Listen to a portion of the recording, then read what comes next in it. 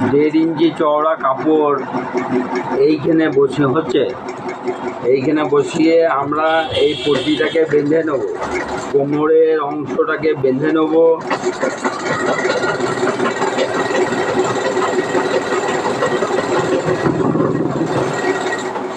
কোমরের অংশটা বেঁধে নিলাম, দিয়ে করে একটা চাপ সেলাই দিব, এরকম করে নখ মারবো, একটা চাপ সেলাই দেবো এর উপরে।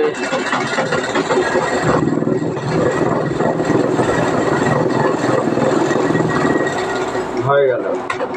এবার কি করব, এই কাপড়টা কিছুটা মুড়ে এটা আমরা একটা লম্বা সেলাই দিয়ে রেখে দেবো। এই যে সেলাইটা দেখতে পাওয়া যাচ্ছে, সেলাইটা ভেতরে ঢুকে গেল, ঢুকে যাওয়ার পর এইটা লম্বা সেলাই দিয়ে রেখে দেবো। আমরা পরে এইটাকে হেম করে আমরা আবার